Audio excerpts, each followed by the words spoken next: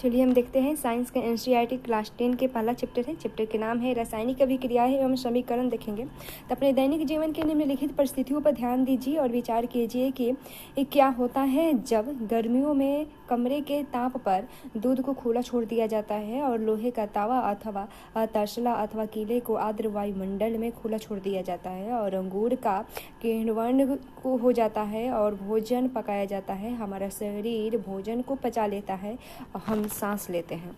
इन सभी परिस्थितियों में प्रारंभिक वस्तु की प्रकृति तथा पहचान कुछ न कुछ बदल जाती है। पदार्थ के भौतिक तथा रासायनिक परिवर्तनों के बारे में हम पिछली कक्षाओं में पढ़ चुके हैं। जब कोई रासायनिक परिवर्तन होता है तो हम कह सकते हैं कि एक रासायनिक अभिक्रियाएं हुई है। आप शायद सोच रहे होंगे कि रासायनिक अभिक्रियाएं का वास्तविक कार्य क्या है। हम कैसे जान सकते हैं कि कोई रासायनिक अभिक्रियाएं हुई है। इस प्रश्न के उत्तर पाने के लिए आइए हम कुछ क्रियाकलाप देखते हैं। तो क्रियाकलाप 1.1 देखें। तो हम इसको करने से पहले अपने आंखों पर चश्मा लगा लें, यही उचित होगा। और देखते हैं क्रियाकलाप में लगभग 3 से 4 सेंटीमीटर लंबे मैग्नीशियम रिबन को रेगमाल से रगड़कर साफ कर लीजिए और इसे चिमटे से पकड़िए और स्पिरिट लेप या बर्नर से इसका दहन करिए तथा इससे बनी राख को वॉच ग्लास में इकट्ठा कर लीजिए जैसे चित्र में दिखाया गया है। मैग्नीशियम रिबन का दहन करते समय इसे अपनी आंखों से यथासंभव दूर रखें। आपने यह परीक्षण किया है। आपने देखा होगा कि चमकदार श्वेत लौ के साथ मैग्नीशियम रिबन का दहन होता है और यह श्वेत चूर्ण में परिवर्तन हो जाता है। यह मैग्नीशियम ऑक्साइड का चूर्ण है। वायु में उपस्थित ऑक्सीजन तथा मैग्नीशियम के बीच होने वाली अभिक्रियाएं के कारण यह बनता है। क्रियाकलाप फिर देखें 1.2 देखें। तो एक परख नली में लेड यानी सीसा नाइट्रेट का घोल लीजिए और इसमें पोटेशियम आयोडाइड का घोल मिला लीजिए। अपने प्रश्नों का और आपने क्या इसका परीक्षण किया है। फिर एक और क्रियाकलाप देखें। एक शंक्वाकार फ्लास्क या परख नली में कुछ दानेदार जिंक लीजिए और इसमें तनु हाइड्रोक्लोरिक अम्ल या सल्फ्यूरिक अम्ल मिला लीजिए जैसे चित्र में 11.2 में है यहाँ पे। और सावधानी रखें, अम्ल का इस्तेमाल सावधानी से कीजिए। क्या जस्ते के दोनों के आसपास कुछ होता दिखाई दे रहा है। शंक्वाकार फ्लास्क या परख नली को स्पर्श कीजिए। क्या इसके तापमान में कोई परिवर्तन हुआ है। ऊपर दिए गए तीनों क्रियाकलाप के आधार पर हम कह सकते हैं कि निम्न किसी भी परीक्षण की सहायता से हम निर्धारित कर सकते हैं कि एक रासायनिक अभिक्रिया हुई है। अवस्था में परिवर्तन, रंग में परिवर्तन, गैस का निकास अथवा उत्सर्जन, ताप में परिवर्तन हुआ है। और यदि हम अपने आसपास हो रहे परिवर्तन को देखें तो पाएंगे कि हमारे चारों ओर विविध प्रकार की रासायनिक अभिक्रियाएं हो रही है। और इस अध्याय में हम विभिन्न प्रकार की रासायनिक अभिक्रियाओं और उनके प्रतीकात्मक निरूपण का अध्ययन करेंगे। रासायनिक समीकरण देखें। तो क्रियाकलाप 1.1 का विवरण। जब ऑक्सीजन की उपस्थिति में मैग्नीशियम रिबन का दहन होता है तब यह मैग्नीशियम ऑक्साइड में परिवर्तित हो जाता है। वाक्य के रूप में किसी रासायनिक अभिक्रिया का विवरण बहुत लंबा हो जाता है। इसे संक्षिप्त रूप से लिखा जा सकता है। इसे शब्द समीकरण के रूप में लिखना सबसे सरलतम विधि है। ऊपर दी गई अभिक्रिया का शब्द समीकरण इस प्रकार है। मैग्नीशियम प्लस ऑक्सीजन मिलकर मैग्नीशियम ऑक्साइड होते हैं। अभिक्रिया 1.1 में मैग्नीशियम तथा ऑक्सीजन ऐसे पदार्थ हैं जिनमें रासायनिक परिवर्तन होता है। इन्हें अभिकारक कहते हैं। इस अभिक्रिया से एक नए पदार्थ मैग्नीशियम ऑक्साइड का निर्माण होता है। उसे उत्पाद कहते हैं। शब्द समीकरण में अभिकारकों के उत्पादन में परिवर्तन को उनके मध्य एक तीर का निशान लगाकर दर्शाया जाता है। अभिकारकों के बीच योग प्लस का चिन्ह लगाकर उन्हें बाईं ओर LHS लिखा जाता है। इसी प्रकार उत्पादकों के बीच भी योग प्लस का चिन्ह लगाकर उन्हें दाईं ओर RHS लिखा जाता है। तीर का सिरा उत्पादन की ओर होता है तथा यह अभिक्रिया होने की दिशा को दर्शाता है।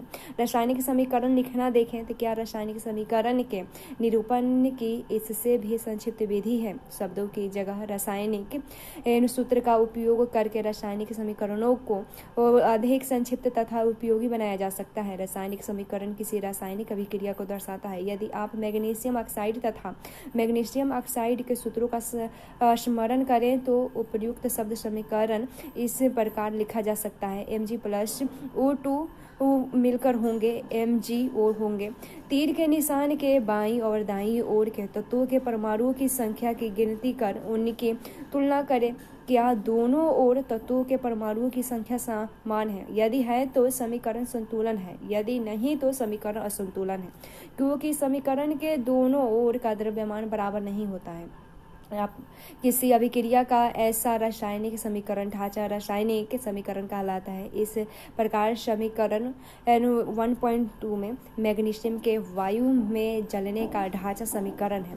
देखते हैं संतुलित रासायनिक समीकरण का महत्व देखें। आपको द्रव्यमान के संरक्षण का नियम स्मरण होगा, जिसका आपने 9वीं कक्षा में अध्ययन किया था। किसी भी रासायनिक अभिक्रिया में द्रव्यमान का न तो निर्माण होता है और न ही विनाश, अर्थात किसी भी रासायनिक अभिक्रिया के उत्पाद तत्वों का कुल द्रव्यमान अभिकारक तत्वों के कुल द्रव्यमान के बराबर होता है। दूसरे शब्दों में रासायनिक अभिक्रिया के पहले वह उसके पश्चात प्रत्येक तत्व के परमाणुओं की संख्या समान रहती है। इसलिए हमें कंकाली समीकरण को संतुलित करना आवश्यक है। क्या रासायनिक समीकरण संतुलित है? आइए हम रासायनिक समीकरण को चरणबद्ध संतुलित करना सीखें। क्रियाकलाप 1.3 के शब्द समीकरण को इस प्रकार दर्शाया जा सकता है।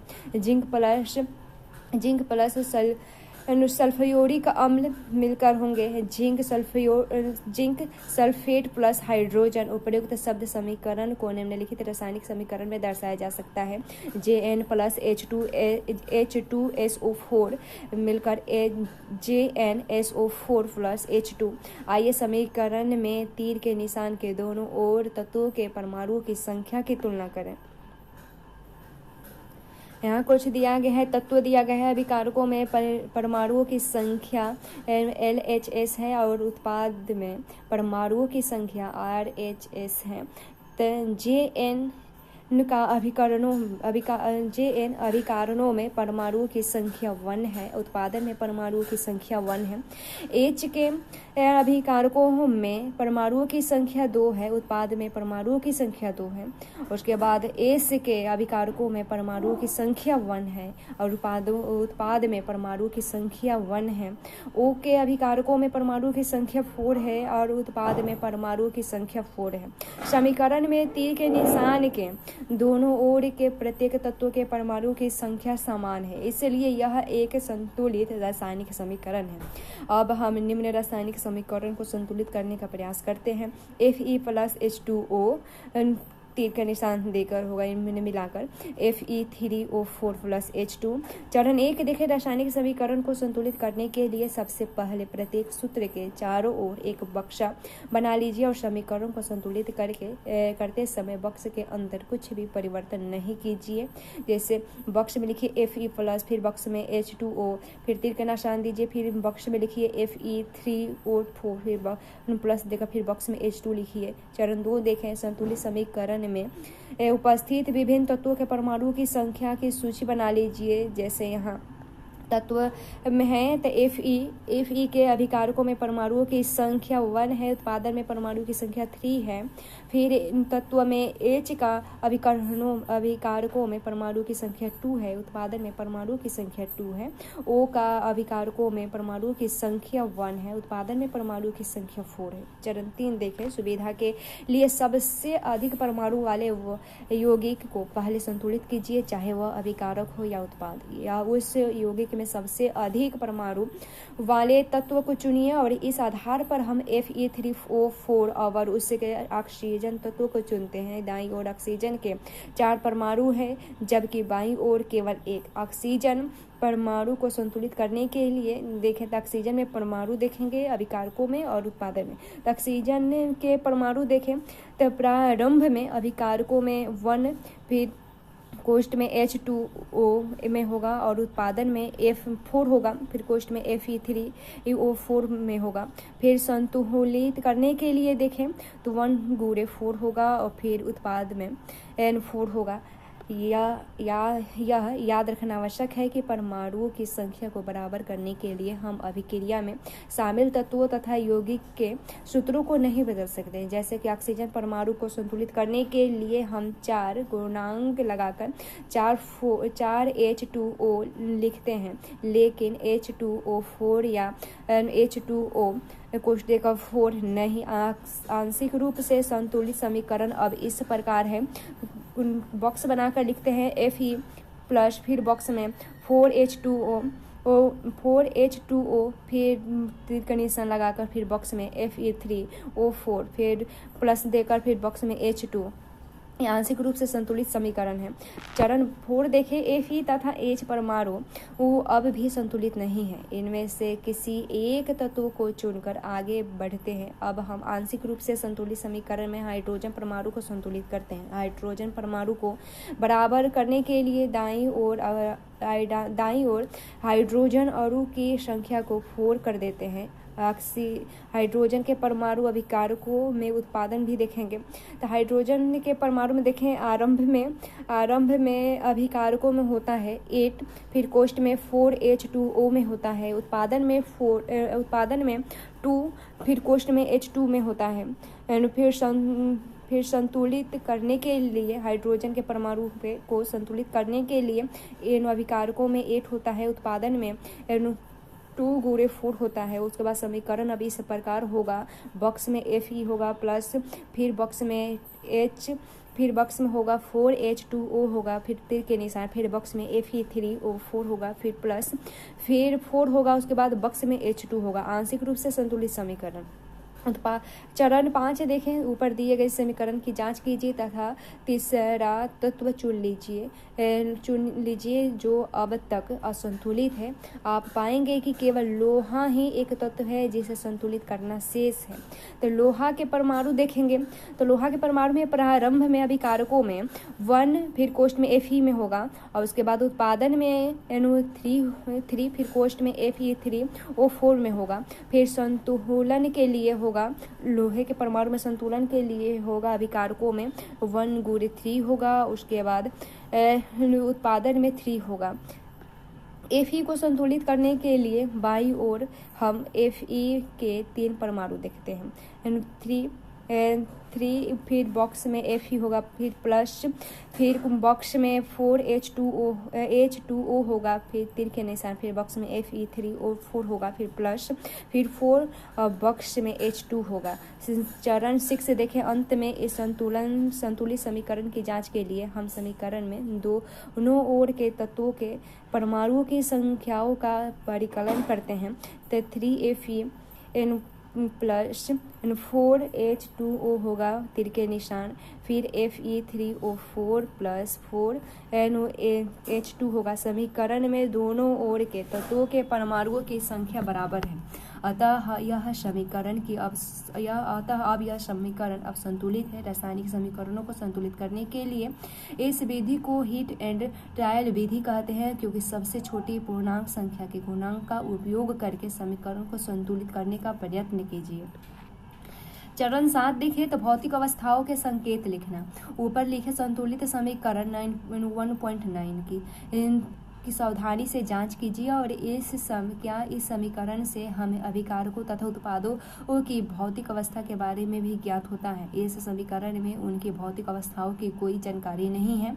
रासायनिक समीकरण को अधिक सूचनापूर्ण बनाने के लिए अभिकारकों तथा उत्पादों के रासायनिक सूत्र के साथ उनकी भौतिक अवस्था को भी दर्शाया जाता है। अभिकारकों तथा उत्पादों के गैस, द्रव, जलीय तथा ठोस अवस्थाओं को क्रमशः G, इन कोष्ठ में ही सब लिखाएगा, G, फिर कोष्ठ में 1, फिर कोष्ठ में AQ तथा S से दर्शाया जाता है। अभिकारक तथा उत्पाद जब जल में घोल के रूप में उपस्थित होते हैं तब हम AQ लिखते हैं। अब संतुलित समीकरण 1.9 इस प्रकार होगा, 3Fe कोष्ठ में S प्लस 4H2O कोष्ठ में G, फिर तीर के निशान N होगा, फिर Fe3O4 कोष्ठ में S प्लस H प्लस होगा, उसके बाद 4H2 फिर कोष्ट में जी होगा। ध्यान दीजिए समीकरण 1.10 में H2O के साथ जी चिन्ह का उपयोग किया जाता है। यह दर्शाता है कि इस अभिक्रिया में जल का उपयोग भाप के रूप में किया जाता है। प्रायः हर रासायनिक समीकरण में भौतिक अवस्था को शामिल नहीं किया जाता जब तक कि यह आवश्यक न हो। कभी कभी अभिक्रिया की परिस्थिति जैसे कि ताप दाब उत्प्रेरक आदि को भी तीर के निशान के ऊपर या नीचे दर्शाया जा सकता है, जैसे CO कोष्ठ में G प्लस 2H2 कोष्ठ में G, फिर तीर के निशान होगा, तीर के ऊपर होगा 340 ATM होगा और फिर तीर के निशान के बाद होगा CH3OH कोष्ठ में 1 होगा, फिर 6CO2 कोष्ठ में AQ प्लस 12H2O कोष्ठ में 1, फिर तीर के निशान हो, तीर के निशान के ऊपर सूर्य प्रकाश होगा और नीचे क्लोरोफिल होगा। तीर के निशान के बाद होगा C6H12O6 कोष्ठ में AQ प्लस 6O2 कोष्ठ में AQ प्लस 6H2O कोष्ठ में 1, ये ग्लूकोज है। इसी प्रकार आप पुस्तकों में दिए गए समीकरण 1.2 को संतुलित कर सकते हैं। प्रश्न उठता है कि वायु में जलने से पहले मैग्नीशियम रिबन को साफ क्यों किया जाता है। फिर दूसरा प्रश्न निम्नलिखित हाइड्रोजन अभिक्रियाओं के लिए संतुलित समीकरण लिखिए। फिर एक प्रश्न है निम्नलिखित अभिक्रियाओं के लिए उनकी अवस्था के संकेतों के साथ संतुलित रासायनिक समीकरण लिखिए। रासायनिक अभिक्रियाओं के प्रकार देखते हैं। तो क्लास 9 में हम अध्ययन कर चुके हैं कि रासायनिक क्रिया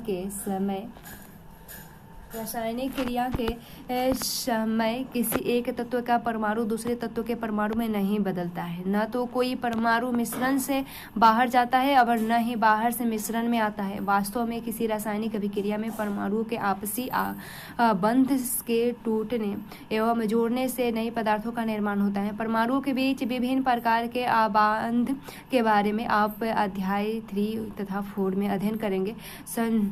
संयोजन अभिक्रिया देखें तो एक बीकर में थोड़ा कैल्शियम ऑक्साइड तथा बुझा हुआ चूना लीजिए और उसमें धीरे धीरे जल मिलाइए। अब बीकर को स्पर्श कीजिए जैसे चित्र 1.3 में दर्शाया गया है। और क्या इसके ताप में कोई परिवर्तन होता है। कैल्शियम ऑक्साइड जल के साथ तीव्रता से अभिक्रिया करके बुझे हुए चूना यानी कैल्शियम हाइड्रोक्साइड का निर्माण करके अधिक मात्रा में ऊष्मा उत्पन्न करता है।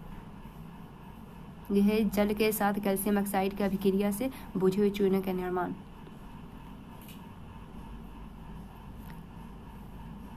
फिर बुझे हुए चूना के सूत्र होता है CaO कोष्ठ में S होगा और फिर प्लस H2O कोष्ठ में 1, फिर तीर के निशान, फिर Ca कोष्ठ में OH कोष्ठ के बाहर 2, फिर कोष्ठ में AQ प्लस ऊष्मा।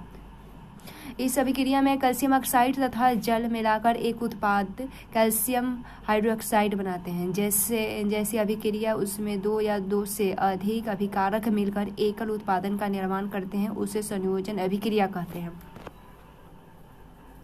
देखते हैं कि आप जानते हैं ऊपर की अभिक्रिया में निर्मित बुझे हुए चूने के विलयन का उपयोग दीवारों की सफेदी करने के लिए किया जाता है। कैल्शियम हाइड्रोक्साइड वायु में उपस्थित कार्बन डाइऑक्साइड के साथ धीमी गति से अभिक्रिया करके दीवारों पर कैल्शियम कार्बोनेट की एक पतली परत बना देती है। सफेदी करने के 2-3 दिन बाद कैल्शियम कार्बोनेट का निर्माण होता है और इससे दीवार पर चमक आ जाती है। रोचक बात यह है कि संगमरमर का रासायनिक सूत्र भी CaCO3 ही है।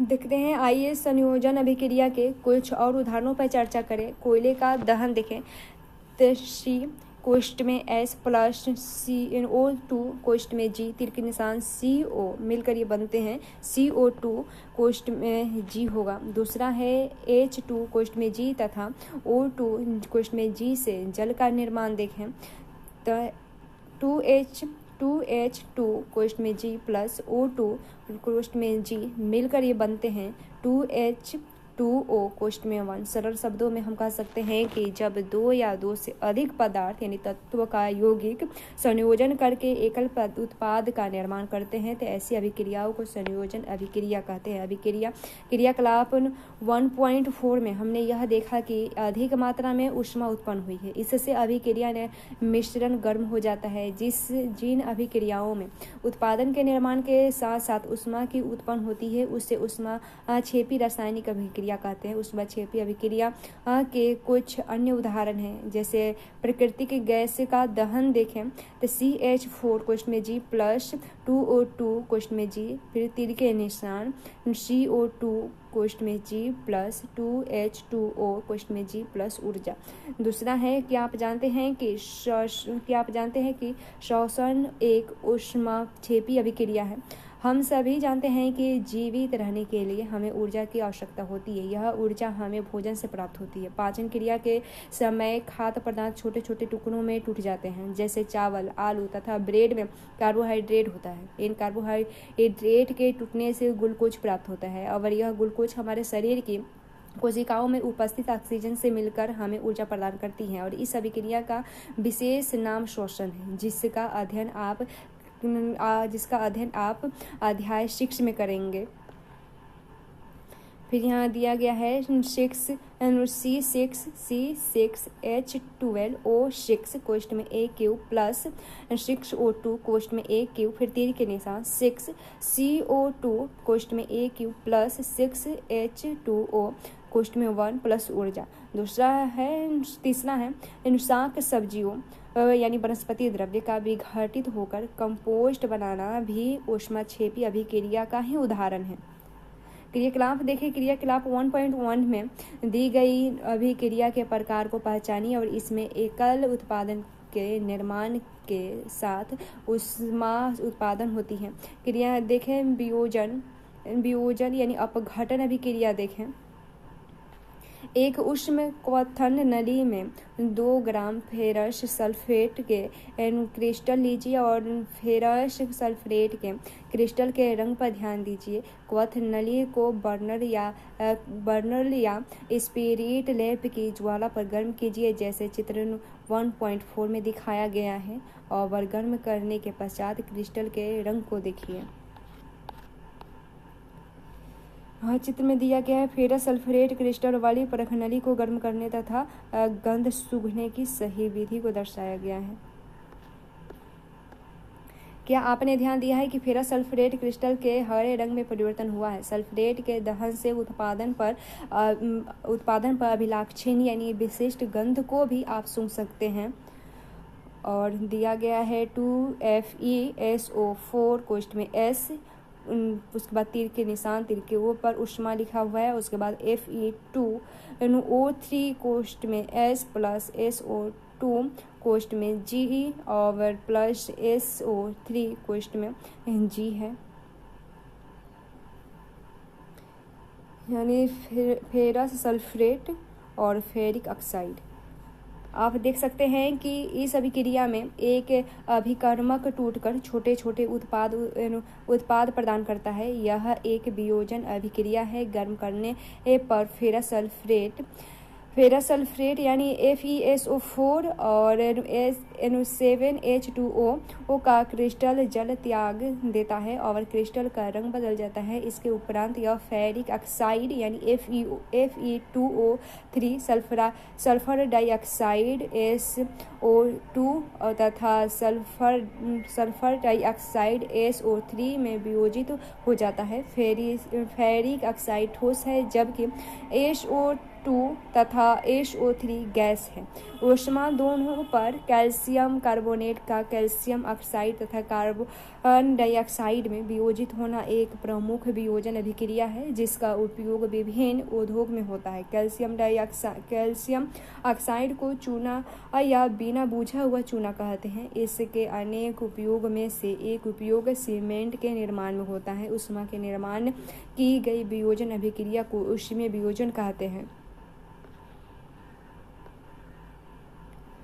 उसमें वियोजन अभिक्रिया का एक अन्य उदाहरण क्रियाकलाप से देखते हैं। तो एक क्वथन नली में 2 ग्राम लेड नाइट्रेट का चूर्ण लीजिए और चिमटे से क्वथन नली को पकड़कर ज्वाला के ऊपर रखकर इसे गर्म कीजिए तथा जैसे चित्र में यहाँ दिखाया गया है। और आपने क्या देखा, यदि कोई परिवर्तन हुआ है तो उसे नोट कर लीजिए। आप देखेंगे कि भूरे रंग का धुआं उत्सर्जित होता है और यह नाइट्रोजन डाइऑक्साइड यानी NO2 का धुआं है। यह अभिक्रिया इस प्रकार है।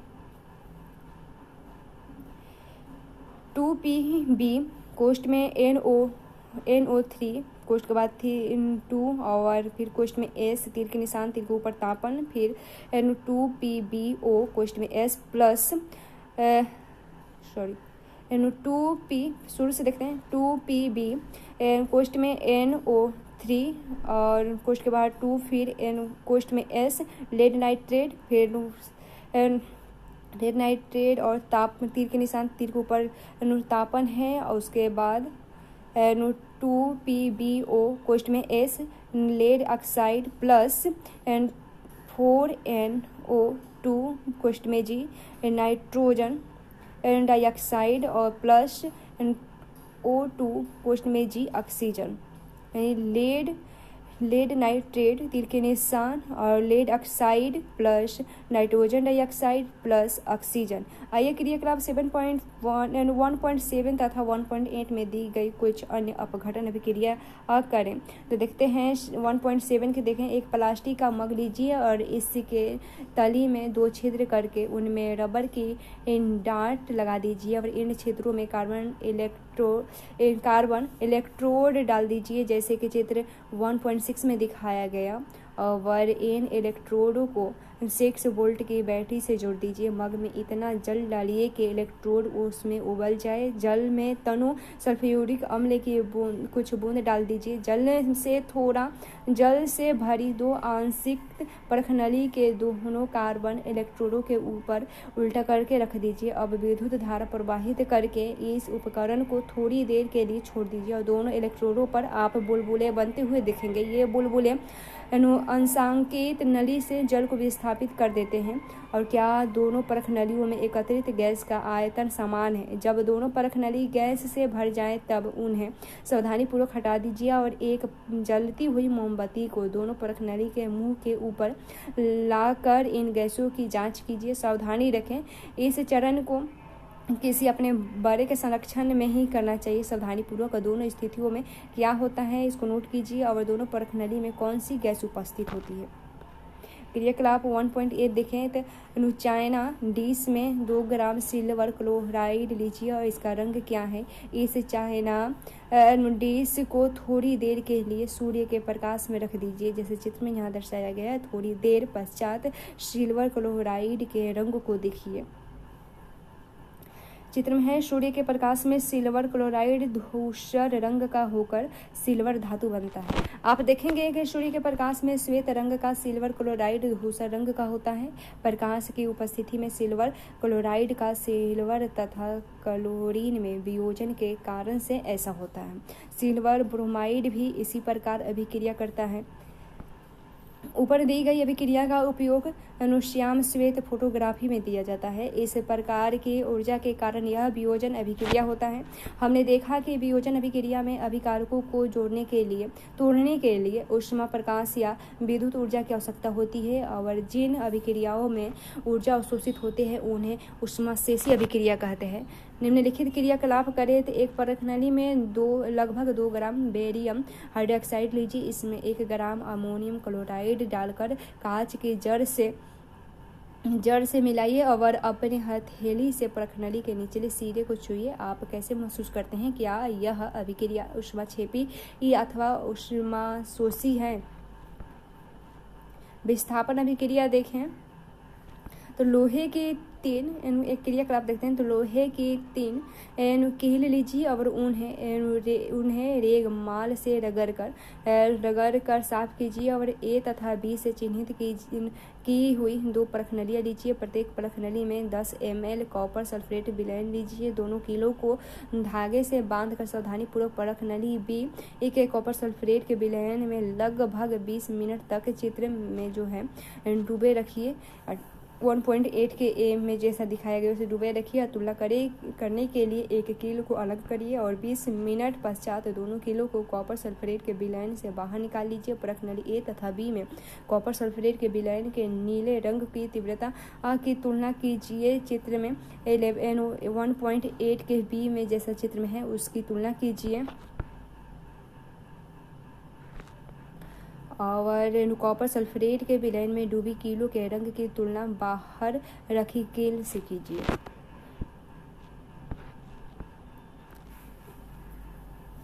लोहे के कील का रंग भूरा क्यों हो गया तथा कॉपर सल्फेट के विलयन का नीला रंग मलिन क्यों पड़ गया? इस क्रियाकलाप में निम्नलिखित अभिक्रियाएं हैं। इस अभिक्रिया में लोहे यानी आयरन ने दूसरे तत्व कार्बन को कॉपर सल्फेट के विलयन से विस्थापित कर दिया या हटा दिया। इस अभिक्रिया को विस्थापन अभिक्रिया कहते हैं। विस्थापन अभिक्रिया के कुछ अन्य उदाहरण हैं जैसे JN कोष्ठ में S प्लस CuSO4 फिर तीर के निशान फिर JnSO4 मिलकर ये बनते हैं। फिर प्लस CO कोष्ठ में S copper sulphate zinc sulphate. फिर यहाँ कॉपर क्लोराइड और लेड क्लोराइड। जिंक तथा लेड कॉपर की अपेक्षा अधिक क्रियाशील तत्व हैं। वे कॉपर को उसके यौगिक से विस्थापित कर देते हैं। द्विविस्थापन अभिक्रिया देखें तो एक परिघनली में 3 ml सोडियम सल्फेट का विलयन लीजिए और एक अन्य परिघनली में 3 ml बोरियम क्लोराइड लीजिए और दोनों विलयनों को चित्र में जैसे दिखाया गया है मिलाइए। और आपने क्या देखा है इसमें आप देखेंगे कि श्वेत रंग के एक पदार्थ का निर्माण होता है जो जल से अभिलय है और इस अभिलय पदार्थ को अवक्षेप कहते हैं। ये जिस अभिक्रिया में अवक्षेप का निर्माण होता है उसे अवक्षेपण अभिक्रिया कहते हैं।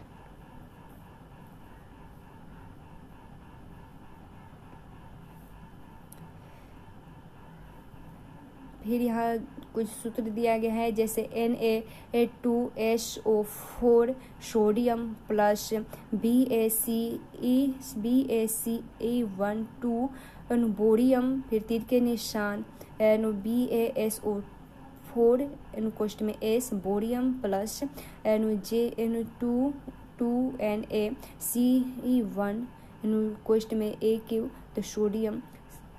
फिर है सोडियम सल्फेट बोरियम क्लोराइड और बोरियम सल्फेट और सोडियम क्लोराइड। ऐसा क्यों होता है? Ba2 प्लस तथा HA4 की अभिक्रिया से BaSO4 के अवक्षेपण का निर्माण होता है। एक अन्य उत्पादन सोडियम क्लोराइड का भी निर्माण होता है जो विलयन में ही हो रहता है। वे अभिक्रिया जिसमें अभिकारकों के बीच आयनों का आदान प्रदान होता है उन्हें द्विविस्थापन अभिक्रिया कहते हैं। क्रियाकलाप 1.2 पर ध्यान दे के जिसमें अपने लेड नाइट्रोजन का पोटेशियम आयोडाइड के विलयनों को मिश्रित किया है।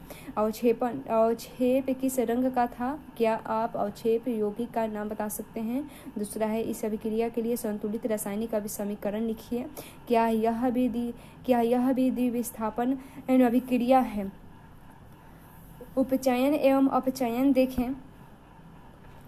उपचयन और अपचयन देखें तो क्रियाकलाप 1.11 देखें तो चाइना डिश में 1 ग्राम कॉपर चूर्ण लेकर उसे गर्म कीजिए जैसे चित्र में यहाँ दर्शाया गया है 1.9 में। और आपने इसमें क्या देखा है? इसमें है कॉपर चूर्ण युक्त चाइना डिश और जल तिपाई और बर्नर है। इसमें कॉपर ऑक्साइड में अपचयन। तो कॉपर चूर्ण की सतह पर कॉपर ऑक्साइड की काली परत चढ़ जाती है। यह काला पदार्थ क्यों बना? और यह कॉपर ऑक्साइड कॉपर में ऑक्सीजन के योग से बना है जैसे 2Cu+O2, O तीर के निशान के ऊपर तापन है, फिर ये मिलकर बनते हैं 2CuO। यदि इस गर्म पदार्थ यानी CuO के ऊपर हाइड्रोजन गैस प्रवाहित किए जाए तो सतह की काली परत भूरे रंग की हो जाती है, क्योंकि इस स्थिति में विपरीत अभिक्रिया संपन्न होती है तथा कॉपर प्राप्त होता है। Cu+H2 मिलकर बनते हैं Cu+H2O। अभिक्रिया के समय जब किसी पदार्थ में ऑक्सीजन की वृद्धि होती है तो कहते हैं कि उसका उपचयन हुआ है, और तथा अब अभिक्रिया में किसी पदार्थ में ऑक्सीजन का ह्रास होता है तो कहते हैं कि उसका अपचयन हुआ है। अभिक्रिया 1.29 में कॉपर और 2 ऑक्साइड में ऑक्सीजन का ह्रास होता रहा है और इसलिए यह अपचयित हुआ है। हाइड्रोजन में ऑक्सीजन की वृद्धि हो रही है, इसलिए यह उपचयित हुआ है। अर्थात किसी अभिक्रिया में एक अभिकारक उपचयित तथा अभिकारक अपचयित होता है तो इन अभिक्रियाओं को उपचयन से अपचयन अथवा रेडॉक्स अभिक्रियाएं कहलाते हैं। रेडॉक्स अभिक्रिया के कुछ अन्य उदाहरण हैं। JNO+C मिलकर बनते हैं JN+Cu, और उसके बाद MnO2+4HCl मिलकर बनते हैं MnCl2+Ci2+H2O+Ci2। अभिक्रिया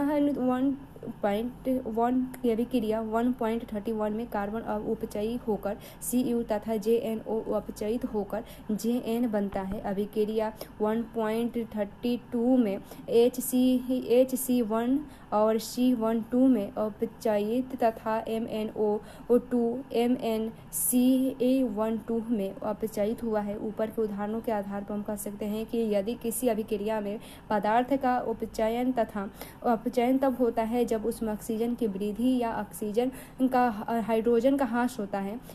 पदार्थ का अपचयन तब होता है जब उसमें ऑक्सीजन का ह्रास या हाइड्रोजन की वृद्धि होती है। फिर एक बार देखते हैं ऊपर के उदाहरण के आधार पर हम कह सकते हैं कि यदि अभिक्रिया में पदार्थ का उपचयन तब होता है जब उसमें ऑक्सीजन की वृद्धि या हाइड्रोजन का ह्रास होता है, और पदार्थ का अपचयन तब होता है जब उसमें ऑक्सीजन का ह्रास या हाइड्रोजन की वृद्धि होती है। क्रियाकलाप 1 पर ध्यान दीजिए, जिसमें एक चमकदार ज्वाला के साथ मैग्नीशियम रिबन का वायु यानी ऑक्सीजन के दहन होता है तथा यह श्वेत पदार्थ मैग्नीशियम ऑक्साइड में परिवर्तित हो जाता है। इस अभिक्रिया में मैग्नीशियम का उपचयन होता है या अपचयन।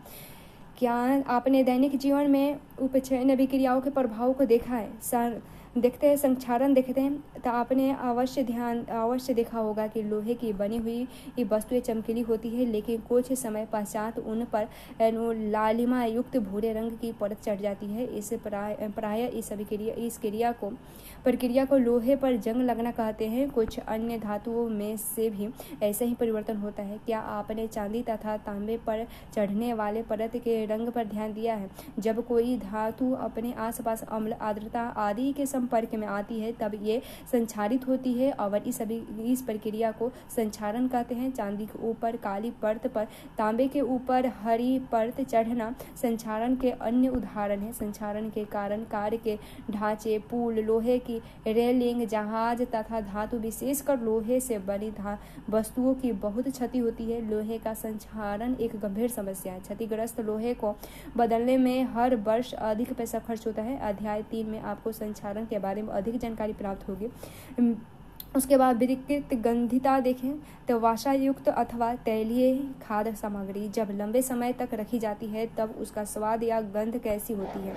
उपचयित होने पर तेल एवं वसा विकृत गंधी हो जाती हैं तथा उनके स्वाद तथा गंध बदल जाते हैं। प्रायः तैलीय तथा वसायुक्त खाद्य सामग्रियों में उपचयन रोकने वाले पदार्थ यानी प्रतिऑक्सीकरण मिलाए जाते हैं और वायुरोधी बर्तनों में खाद्य सामग्री रखने से उपचयन की क्षति धीमी हो जाती है। क्या आप जानते हैं कि चिप्स बनाने वाले चिप्स की थैली में से ऑक्सीजन हटाकर उसमें नाइट्रोजन जैसी कम सक्रिय गैस से युक्त कर देते हैं ताकि चिप्स का उपचयन न हो सके। अब तक हमने क्या सीखा? एक पूर्ण रासायनिक समीकरण अभिकारक उत्पादन एवं प्रतीकात्मक रूप से उनकी भौतिक अवस्था को प्रदर्शित करता है। और देखा हमने रासायनिक समीकरण को संतुलित किया जाता है, उसमें समीकरण में अभिकारक तथा उत्पादन दोनों ही ओर रासायनिक अभिक्रिया में भाग लेने वाले प्रत्येक परमाणु की संख्या समान हो, समीकरण का संतुलित होना आवश्यक है।